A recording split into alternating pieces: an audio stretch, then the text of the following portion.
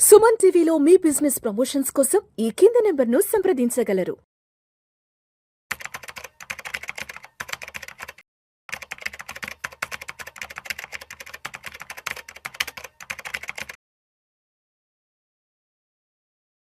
సాయిరామ్ గారు నమస్తే సార్. నమస్తే విష్ణు గారు. సాయిరామ్ గారు, ఈ వీడియో కాస్త డీటెయిల్గా ఎన్ఆర్ఐల కోసంగా ఎన్ఆర్ఐల గురించి మాట్లాడుకుందాం. ఇప్పుడు ఎన్ఆర్ఐలు అనేవాళ్ళు జనరల్ పర్సెప్షన్లో ఎటువంటి మిస్టేక్స్ చేస్తుంటారు, ఇన్వెస్ట్మెంట్స్ పాయింట్ ఆఫ్ వ్యూలో ఎటువంటి మిస్టేక్స్ చేస్తుంటారు? సో ఫస్ట్ ఎన్ఆర్ఐగా మారిన వెంటనే వాళ్ళు వాళ్ళ ట్యాక్స్ స్టేటస్ని అప్డేట్ చేసుకోరండి. ఇది చాలా ఈజీ ప్రాసెస్. ఇన్కమ్ ట్యాక్స్ వెబ్సైట్లోకి వెళ్ళి లాగిన్ అయ్యి వాళ్ళ పాన్ కార్డ్తో కానీ ఈవెన్ వాళ్ళ నెట్ బ్యాంకింగ్ నుంచి కూడా లాగిన్ అవ్వచ్చు. లాగిన్ అయ్యి అక్కడికి వెళ్ళి ప్రొఫైల్లో రెసిడెన్షియల్ స్టేటస్ ఉంటుంది, రెసిడెంట్ నాన్ రెసిడెంట్, దాన్ని అప్డేట్ చేసుకోరు. ఇప్పుడు ఇలా అప్డేట్ చేసుకోకపోతే గవర్నమెంట్కి ఎలా తెలుస్తుంది నాన్ రెసిడెంట్ అని? సో ఇది చాలా మంది మేజర్గా చేసే మిస్టేక్. ఇది చేయడానికి 5 నిమిషాలు పని అండి, బట్ వాళ్ళకి ఆ 5 నిమిషాలు తప్ప మిగతా టైం అంతా దొరకదు అసలు. ఇది ఒకటి మేజర్గా మిస్టేక్ చేస్తూ ఉంటారు. నెక్స్ట్ వచ్చేసరికి రెసిడెంట్ సేవింగ్స్ అకౌంట్ హోల్డ్ చేస్తూ ఉంటారు. అసలు ఆ మూమెంట్ వాళ్ళు ఎన్ఆర్ఐగా మారిన వెంటనే ఈ రెసిడెంట్ సేవింగ్స్ అకౌంట్ని క్లోజ్ అన్నా చేయాలి, లేదా ఎన్ఆర్ఓ అకౌంట్గా అయినా మార్చుకోవాలి. అలా చేసుకోకపోతే ఫెమాలాస్కి ఇది ఎగనెస్ట్గా ఉంటుంది. సో ఇప్పుడు వాళ్ళకి ఏంటంటే గవర్నమెంట్కి ఎన్ఆర్ఐగా ఉంటే కనుక వాళ్ళకి ఫారెన్ నుంచి ఎంత మనీ వస్తుంది, ఈ డేటా అంతా ఒక ట్రాక్ ఉంటుంది. బట్ ఇలా పెట్టుకోకుండా సేవింగ్స్ అకౌంట్లోనే హోల్డ్ చేస్తూ ఉంటారు. సో సేవింగ్స్ అకౌంట్లో ఉంటే ఆ డేటా అనేది వాళ్ళకి రాదు కదా. రేపు సడన్గా ఈ మనీ మొత్తం వాళ్ళు వెనక్కి తీసుకెళ్లాలంటే కనుక మొత్తం గవర్నమెంట్ పే చేయాలి కదా డాలర్సే. వాళ్ళ దగ్గర ఫారెన్ డెఫిషియన్సీ అది సరిగ్గా లేకపోతే. సో ఈ ఫెమాలాస్ని ఖచ్చితంగా పాటించాలి. ఇలా పాటించుకోకుండా ఎంతోమంది ఏంటంటే ఈ సేవింగ్స్ అకౌంట్ హోల్డ్ చేస్తూ ఉంటారు. ఒకవేళ మీరు దొరికితే కనుక ఎంత ఫైన్ ఉంటుంది. సో నేను ఒక దగ్గర చూశాను. So he's from Mumbai, almost 5 lakhs fine పడి. సో ఆయన చేస్తే సేవింగ్స్ అకౌంట్ హోల్డ్ చేసి దాంట్లో ట్రాన్సాక్షన్ చేస్తూ ఉన్నాడు నార్మల్గా. సో అది ఒకటి మెయిన్ మిస్టేక్. నెక్స్ట్ వచ్చేసరికి చాలామంది ఇక్కడ వచ్చేసరికి అగ్రికల్చర్ ల్యాండ్స్ కొంటూ ఉంటారు. So NRIs agriculture lands, plantation properties ఇవి కొనడానికి అసలు అనుమతి లేదు. ఓన్లీ రెసిడెంట్స్కి మాత్రమే ఎలిజిబిలిటీ ఉంది. అది తెలియకుండా వాళ్ళు రెసిడెంట్ స్టేటస్తోనే కొనేస్తూ ఉంటారు. సో ఇది దొరికితే మీకు ఎంత ఫైన్ వస్తుంది. ఇంకోటి ఏంటంటే వీళ్ళు చేసేటప్పుడు స్టేటస్ ఏమో రెసిడెంట్ పెడతారు, ఇక్కడేమో ఇన్కమ్ ఉండదు. బట్ కొనేటప్పుడు ఏంటంటే కోట్లు పెట్టి కొనేస్తారు. సో రిజిస్ట్రార్ ఆఫీస్ నుంచి ఇన్కమ్ ట్యాక్స్ డిపార్ట్మెంట్కి డేటా వెళ్తుందండి. చాలా మంది ఫారెన్లో ఉండే పిల్లలు ఉంటారు కదా, సో పిల్లలు సంపాదించిందంట ఊర్లో ఉండే పేరెంట్స్కి పంపిస్తుంటారు. ఈ పేరెంట్స్ ఏం చేస్తుంటారంటే ఊర్లో ఒక 5 ఎకరాలు 10 ఎకరాలు ల్యాండ్స్ కొంటుంటారు, తోటలు. చాలా మంది ఎన్ఆర్ఎస్ చేసే ఫస్ట్ మిస్టేక్ ఇదే అండి. ఎందుకంటే ద మూమెంట్ వాళ్ళకి బేసిక్ నీడ్స్ అయిపోయిన తర్వాత మిగిలిన మనీని ఏం చేయాలో అర్థం కాదు.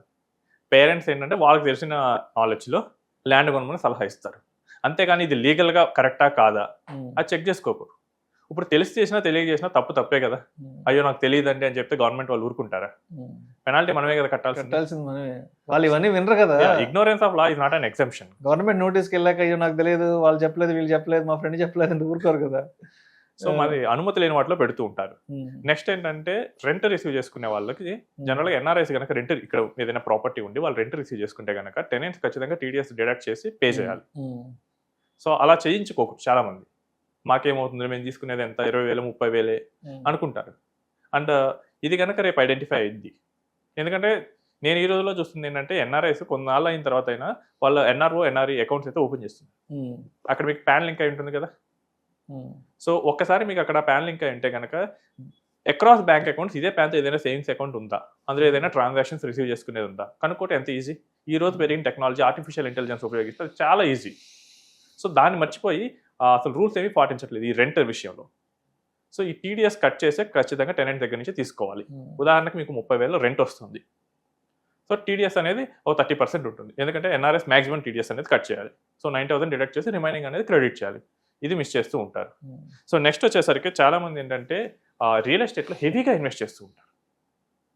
So it can be a plot, it can be open, లేదా ఏదైనా కమర్షియల్ స్పేస్ అయినా కానీ. సో ఉన్నదంతా చేసుకొచ్చేసి ఒక రియల్ ఎస్టేట్ ప్రాపర్టీస్ని కొంటమే పనిగా పెట్టుకొని తిరుగుతూ ఉంటారు. సో ఇది చాలా పెద్ద మిస్టేక్ అండి. ఎందుకంటే మీ మనీ రియల్ ఎస్టేట్లో లాక్ అయితే కనుక రేపు మీకు అవసరమైన రోజున ఎలా వస్తూ ఉంటుంది. సో మీకు ఒక ఓపెన్ ప్లాట్ ఉంది, ₹1,00,00,000, మీకు రేపు అవసరం పడింది, వెంటనే అమ్మగలరా? సో ఉన్నది మొత్తం ఇలా రియల్ ఎస్టేట్లో లాక్ చేసుకుంటూ ఉంటారు. అది చాలా పెద్ద మిస్టేక్ ఫినాన్షియల్గా చూసుకుంటే. నెక్స్ట్ ఏంటంటే క్యాపబిలిటీ ఉన్నా కానీ ఎన్ఆర్ఎస్ ఫినాన్షియల్గా మంచి అసెట్ క్లాసెస్లో ఇన్వెస్ట్ చేయరు. మొత్తం ఏంటంటే 80-90% రియల్ ఎస్టేట్లో పెడతారు. అండ్ వాళ్ళైతే ఇక ఒక 5-10 years తర్వాత ఇక ఇండియాకి తిరిగి రామనుకుంటారు ఇక్కడ. అవును. సో అప్పుడు ఈ ప్రాపర్టీస్ అన్ని ఎవరు చూసుకుంటారు? వాళ్ళ పేరెంట్స్ కోపుకున్నంత వరకు తీసుకుంటారు. తర్వాత అసలు ఉన్నాయా పోయినాయా కబ్జా అయినాయా ఎవరు తెలియదు కదా. సో నేను చూస్తుంది ఏంటంటే మోస్ట్ ఆఫ్ ది ల్యాండ్ ఇష్యూస్లో ఎన్ఆర్ఐస్కి అయితే కనుక అది చాలా ప్రెషర్ అయితే పెడుతుంది. చాలా మంది ఎన్ఆర్ఐస్ వీటిని క్లియర్ చేసేసుకుందామని వచ్చేస్తున్నారు. నాకు లాస్ట్ మంత్ ఆస్ట్రేలియాలో నుంచి ఒక ఎన్ఆర్ఐ వచ్చారు. ఆయనకి కర్నూలులో ఆల్మోస్ట్ ఒక 10 crores వర్త్ ప్రాపర్టీస్ ఉన్నాయి. వాళ్ళు అక్కడ సిటిజన్షిప్ తీసుకున్నారు, ఇంకా అక్కడే సెటిల్ అవుతా ఉన్నారు. వీటినేమో సెల్ చేద్దాం అంటున్నారు. అయ్యేమో ఇప్పుడు ఏంటంటే ఒక ప్లాట్ని అయితే కనుక పక్కన వాళ్ళు ఆక్యుపై చేశారు, వాళ్ళ ల్యాండ్లోకి వచ్చేసి కట్టేశారు. సో ఇప్పుడు దాన్ని క్లియర్ చేసుకోవడానికి ఆయన ఎంత మెంటల్ టెన్షన్ పడాలి. సరే, ఇప్పుడు ఈ లీగల్ ఇష్యూస్ ఇవన్నీ సార్ట్ అవుట్ చేసుకోవడం, లేదంటే ఉన్నాయి అమ్ముకొని పోదామంటే అదేమన్నా 1-10 రోజులు అయ్యే పని కాదు. డెఫినెట్లీ 10 రోజులు అయ్యే పని కాదు. మీరు 10 రోజుల్లో క్లోజ్ చేయాలంటే ఉన్న రేట్ కన్నా చాలా తక్కువ అడుగుతారు. అసలు కాదు కదా. 10 రోజులు మనం రియల్ ఎస్టేట్ ఇన్వెస్ట్మెంట్ మనం లిక్విడిటీ చేసుకోలేం కదా అసలు.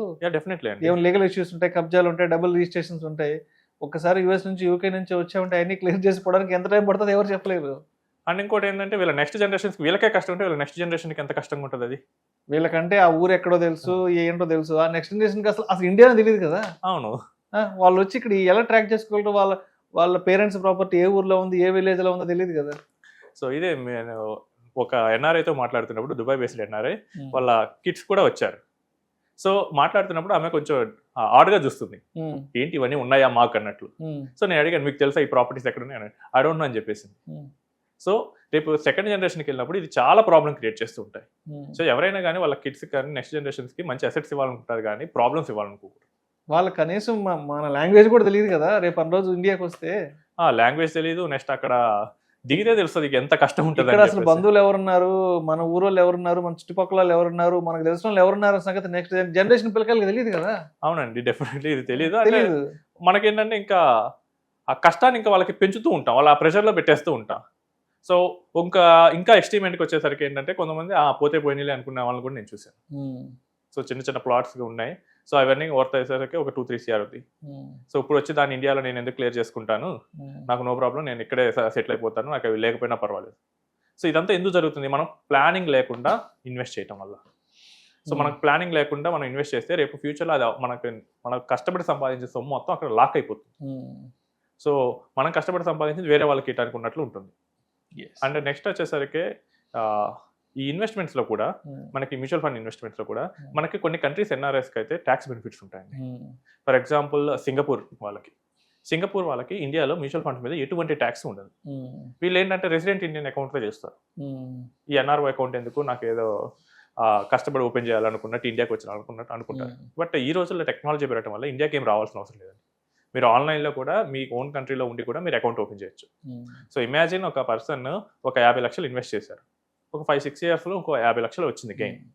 సో ఇప్పుడు ఆయన రెసిడెంట్ అకౌంట్లో చేయడం వల్ల ఈ 50 లక్షల మీద 12.5% ట్యాక్స్ కట్టాలి. అదే ఇండియాకి సింగపూర్కి ఉన్న DTA అగ్రిమెంట్ వల్ల ఎటువంటి ట్యాక్స్ కట్టక్కర్లేదు సింగపూర్ ట్యాక్స్ రెసిడెంట్స్.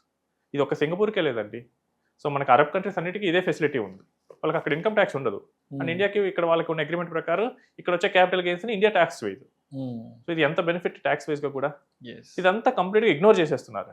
ఎందుకంటే సరైన అడ్వైజర్స్ని పట్టించుకోవటం, బ్యాంక్స్ని బ్లైండ్గా ట్రస్ట్ చేయటం, ఇలా జరుగుతూ ఉన్నాయి. నెక్స్ట్ ఏంటంటే కేపబిలిటీ ఉన్న ఈక్విటీస్లో ఇన్వెస్ట్ చేయకపోవటం. సో చాలామంది ఎన్ఆర్ఐస్ యూఎస్ వెళ్తారు మనకి తెలుగు స్టేట్స్లో అయితే, ఎందుకంటే ఆ మేజర్ టెక్ జైంట్స్లో వర్క్ చేయాలని ఆశతో. సో ఈ టెక్ జైంట్స్లో ఇన్వెస్ట్ చేయాలని ఆశతో దేశం వదిలి ఎక్కడో ప్లేస్లో బతుకుతూ ఉంటారు. వాళ్ళు మంచిగా సంపాదిస్తారు, ఆ కేపబిలిటీ ఉంటుంది, ఇన్వెస్ట్ చేసే కేపబిలిటీ. తిరిగి మనం ఇండియాలో ఇన్వెస్ట్ చేస్తే కనుక, ఇండియా గ్రోత్ స్టోరీలో వాళ్ళు పార్టిసిపేట్ చేస్తే కనుక అలాంటి కంపెనీస్ ఇక్కడ కూడా క్రియేట్ అవ్వచ్చు కదా. ఆ అవసరం ఉన్న అదే ఆ కేపబిలిటీ ఉన్నా కానీ చాలామంది ఇన్వెస్ట్ చేయరు, మొత్తం తీసుకొచ్చి రియల్ ఎస్టేట్, గోల్డ్ అలాంటి వాటిలో పెడుతూ ఉంటారు.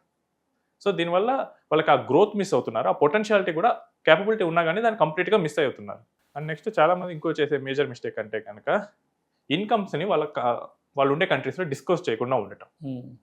సో ఇవారని US tax resident, US tax rule ప్రకారం ఆ ట్యాక్స్ రెసిడెంట్కి ప్రపంచంలో ఎక్కడ ఇన్కమ్ వచ్చినా కానీ ఇక్కడ యూఎస్లో డిస్క్లోజ్ చేయాలి, ఐఆర్ఎస్లో. ఇక్కడ నేను చూసింది ఏంటంటే ఎన్ఆర్ఈఎఫ్డీస్ చేస్తారు. NRE FDs completely tax free in India but not tax free in US. So అదే డిస్క్లోజ్ చేయాలి. And next US investors Indian mutual ఫండ్లో ఇన్వెస్ట్ చేస్తారు, వాళ్ళకి మార్క్ టు మార్క్ గెయిన్ మీద ట్యాక్స్ కట్టాలి. ఫర్ ఎగ్జాంపుల్ నేను ఒక 10 lakhs ఇక్కడ ఇన్వెస్ట్ చేశాను, అది నా ఇయర్ ఎండ్ అయ్యేసరికి 12 lakhs అయింది. సో ఈ 2 lakhs గెయిన్ని నా ఇన్కమ్ యాడ్ చేసుకుని నేను అక్కడ ట్యాక్స్ డిక్లేర్ చేయాలి. ఇది కంప్లీట్గా మర్చిపోతుంటారు. నేను అమ్మలేదు కదా, అమ్మినప్పుడు కదా కట్టాల్సింది. కాదండి, మీ కంట్రీలో ఉన్న రూల్స్ ప్రకారమే మీరు ట్యాక్స్ ఫైల్ చేయాలి.